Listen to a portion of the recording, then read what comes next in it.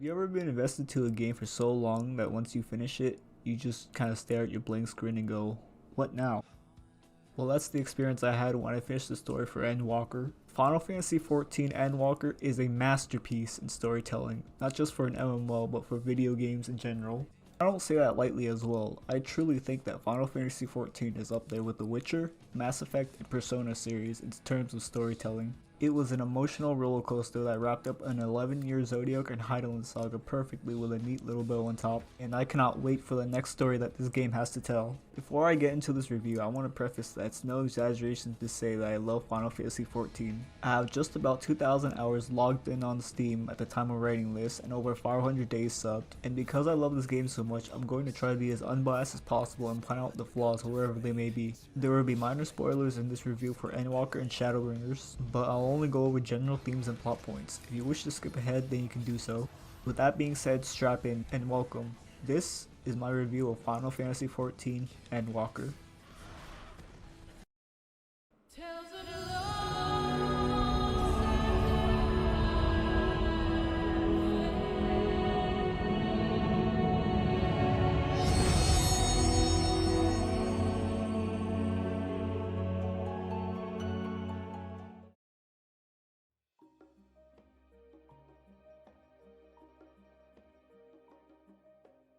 14's story was already its best selling point since the award-winning Heavensward released back in 2015. That includes a free trial where you can play up to level 60 with no restrictions in playtime. With the release of Endwalker, it further cements the story as one of the best experiences you can have in an MMO. Period. With no small effort from Natsuko Ishikawa, the main writer for Shadowbringers and Endwalker, bringing 14 into mainstream gaming with her excellent writing. And writing, there's plenty of. Yoshi-P was not kidding when he said Endwalker's story would be even longer than Shadowbringers. It took me about 40 plus hours to finish the story with some side quests sprinkled in, a comparable length to some AAA full price single player games that come out nowadays. Now let's talk about the actual story of Endwalker. Continuing off of what was set up in Shadowbringers, Xenos and Fandaniel conspire to bring about the final days, a world-ending apocalypse that will end all life for our star and its reflections. It's up to us as the player and the Science of the Seventh Dawn to enlist the aid of allies from every corner of Eorzea in order to prevent the final days from happening. Without spoiling too much, some of the themes that this story touches upon are themes such as fighting for what you believe is right, trusting in your friends and family, finding a purpose in life, and many, many more. The story actually gets pretty dark at times, which is not reflected by the T rating of the game. Oftentimes I'm surprised by how gruesome and horrifying some of the scenes are. I would never expect the same game that has Catgirls and Lalafels to portray such serious topics with tactfulness and respect. Now that's just the basic synopsis of the story. While cool in of itself, it's the same world-ending story that we've seen a million times. What really makes the story truly shine are the characters. The characters are the driving force of the story. Stars of the show. Let's talk about the main cast, the Scions, with two new welcome additions to the roster, Estinian and Graha. The Scions remain the same lovable selves as they were from Shadowbringers. Alphino is calm and humble, Alize is hot-headed and blunt, Y'shtola is sassy, Urianger is, well, Urianger, Thancred is dadcred, Graha is best boy, and Estinian is still Chad. What I liked about the story in Endwalker is that the Scions' personalities are further explored, alongside their goals and desires for the future. Endwalker makes a notable increase in the amount of personal one-on-one talks with the characters. Although some might think it's cheesy to have the characters monologuing to your character about their dreams for the future, about how they feel, about their deepest regrets. It's endearing and adds depth to characters. It transforms them from static quest givers that are there to advance the plot, to a friend that you can feel like you can chill out and have a cold beer with.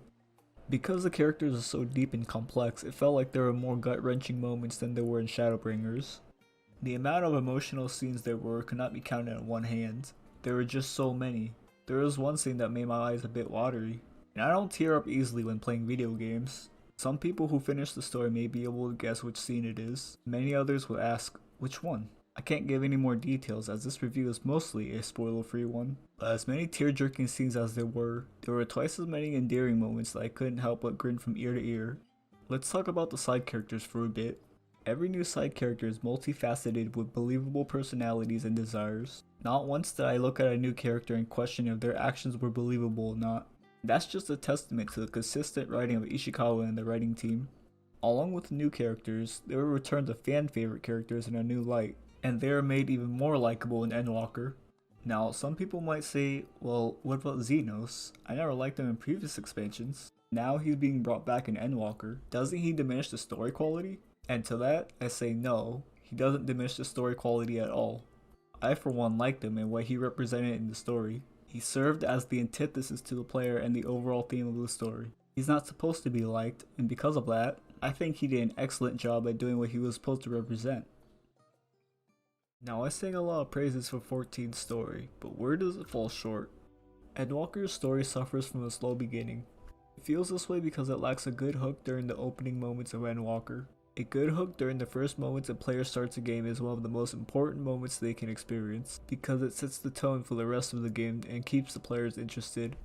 Shadowbringers, for example, has an amazing hook within the first hour that you start the expansion. Unfortunately, in Endwalker, the first two areas were just set up for the story with no conflict really happening until about 4.5 hours in.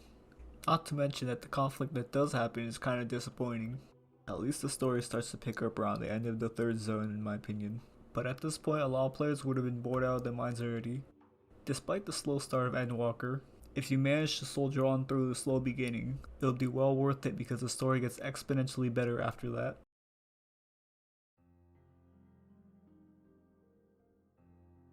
Now accompanying the excellent story writing is a beautiful OST that plays while going through the story, composed by none other than Masayoshi Soken. From the emotional vocal pieces during personal moments, to the symphonic orchestra that makes me want to turn up the volume to 110%. Every track just perfectly fits the feeling of each scenario that it's used in. Not only are the tracks high in quality, but they also have a wide breadth and reach of varying genres. Have a listen to some of the tracks.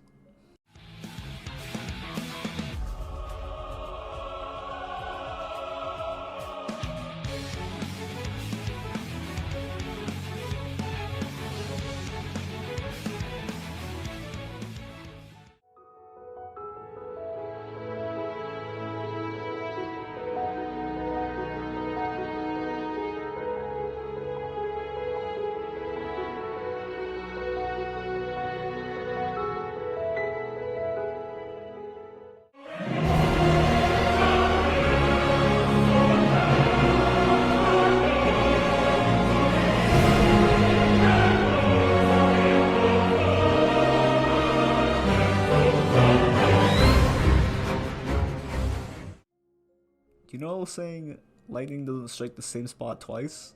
Well, I can confirm that that statement is false because Soken has struck his proverbial lightning 2, 3, I don't know how many times, and just obliterated whatever it struck. Soken just does not mess with these soundtracks. Now some people might say that I'm giving the music too much credit. Sure, the music's good, so what? But I feel that it's important to praise the artistic aspects of a video game, as more often than not, they get drowned out by the moment-to-moment gameplay, and they go unnoticed because of that. Which is sad because good music can amplify the emotions felt in these moments by twice the amount or more. And a combination of a good story with good music makes 14's story a memorable experience. Now let's talk about the zones in Endwalker. They're great. Each zone did a great job at encapsulating the emotions that the players were meant to feel, with no small help from the music to complement the experience. For example, the cold and empty post-apocalyptic zone of Garlemald really makes you feel like you're exploring the ruins of a once great empire. I know I gushed about the music, but it really enhances the whole experience of the zone. Here, take a look at how the zone's supposed to feel.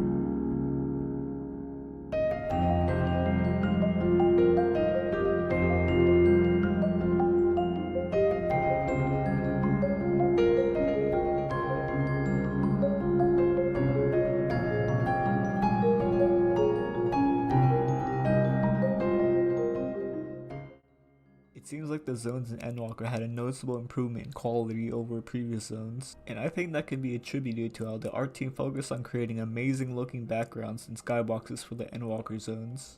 Oftentimes while I'm exploring a new zone, I can't help but to just stop and stare at these amazing looking skyboxes, especially in the later zones where they just go all out on the spectacle. Not to mention, these zones are massive. It would probably take about 10 minutes to ride on Mount, without flying, to go from one end of the map to the other. Now that doesn't sound like much, but imagine playing a game and just sitting there AFK for 10 minutes. It would feel like an eternity. So overall, I think that the Endwalker zones are greatly improved from previous expansions and are a treat for slower eyes. On to the meat of the expansion, the gameplay. The dev team took some risks with this expansion, trying to innovate and add some new gameplay mechanics. Some of them are welcome changes, and others could use a bit more work, but I'll get to those later. For now, I want to talk about the job changes. Endwalker has introduced a lot of cool new skills and quality of life updates to many of the jobs. Many of them are positive changes that make the jobs feel better to play. Some jobs got a whole rework and got their gameplay completely changed for the better, like the Summoner. I played through the story as a samurai and it feels so much smoother to play now. For example, in Endwalker, they made it so I can get my buffs from my AoE skills now, so I no longer have to use my single target skills to achieve the same effect. Also, the use of my range skill doesn't break my combo, which is a huge quality of life improvement. A lot of the level 90 skills are pretty cool to use. Unfortunately, not all of the level 90 skills are flashy or satisfying to use, like the Scholar 90 skill, Expedient, which, don't get me wrong, is a really good skill.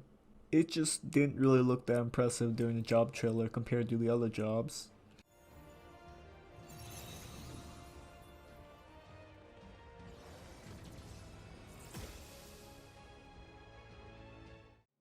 There were many more quality of life improvements for most jobs, but there are also some jobs that seem to have gotten the short end of the stick, like Dark Knight for example, which gets Enhanced Unmend at level 84 as a trait. Really?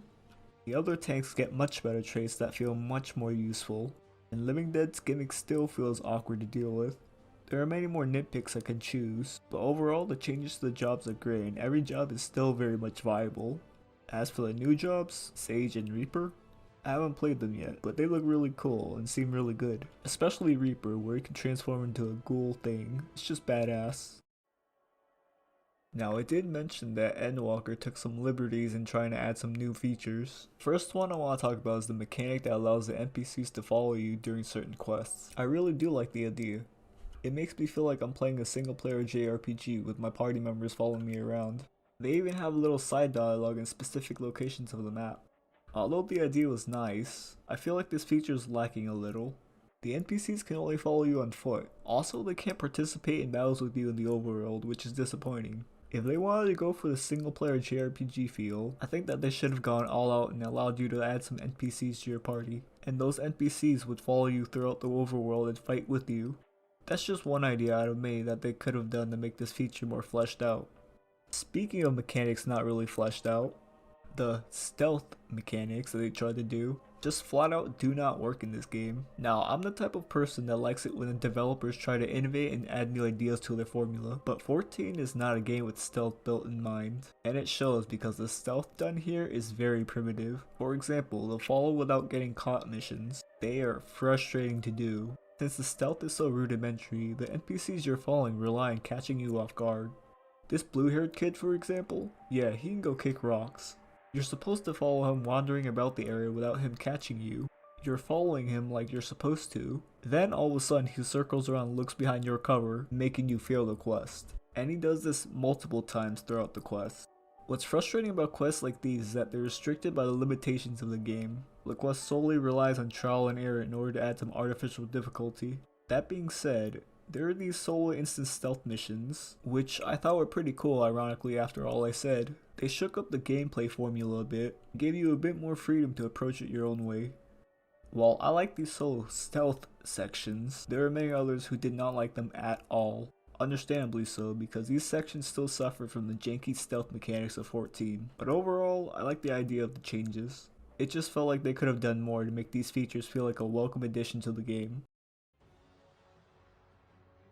Now, if you're a story skipper and didn't like how Shadowbringers was just a cutscene simulator, then you would not like Endwalker, because Endwalker has what feels like double the amount of go here, watch X cutscene, go there, watch Y cutscene, talk to an NPC, finish quest. But that's just par for the course with 14. So if you're coming to the expansion expecting any different, then you'd be sorely disappointed. What I do find lacking though is the endgame on launch. I don't know if the endgame on release was similar in previous expansions, but after you beat the MSQ, there are only 2 extreme trials that are available on launch. I know they have many more trials, savage raids, and alliance raids that have yet to release, but I'm reviewing it based on the content available now. But once that content releases, I'm confident Endwalker would be one of the best expansions to release.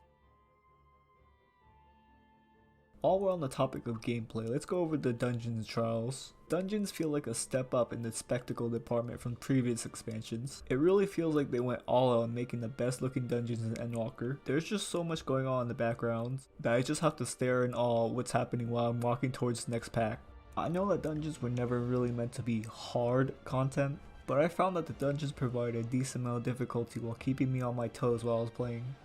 As for the trials, they actually surprised me with how difficult the normal versions were, not to mention how crazy the visuals get. Oftentimes there would be just so much going on in the fight that I would lose focus on the mechanics. The first trial was especially brutal with how difficult it was. So far I've cleared the extreme version of both trials and they were both pretty difficult, but not too difficult. I'm not going to show any footage of it since I think it would be a pretty big spoiler if I did, but so far the Dungeons&Trials have been a step up from previous expansions and I'm excited for more to come out. The release of Shadowbringers has set the bar exceptionally high, not only for MMO storytelling but for video game storytelling in general. Winning many awards, skyrocketing its popularity in the MMO scene and winning the hearts of many. Endwalker being the next expansion after Shadowbringers, they had some pretty big shoes to fill. But now that Endwalker has been released, everyone wants to know, does Endwalker live up to the hype? To this question, I would answer with a resounding yes. It really feels like Yoshi-P called in the Avengers to come develop this game after the disaster that was 1.0. In fact, I think that Endwalker is a direct upgrade from Shadowbringers in every aspect, especially the story. Although the story in Shadowbringers is really good, I just feel like the Endwalker's story touches upon so many more themes and had way more emotional moments. Now, I know the story isn't for everyone, and for those types of players, there will be extreme raids that provide a good challenge with savage raids just around the corner. But I would feel remiss to tell someone who has no interest in the story to play Final Fantasy XIV and just skip the story. That's like me telling someone who wants to buy a car but has no interest in driving it to just not drive it. It's possible, but the story is the main vehicle for this game, and it would be a damn shame if they didn't drive it. But hey, it's your life. You can do whatever you want with it. After all, man was meant to walk free. Welcome and well met, my brave little spark. How long you've wandered, burned bright as a star. Oh, I have awaited you patiently all this time.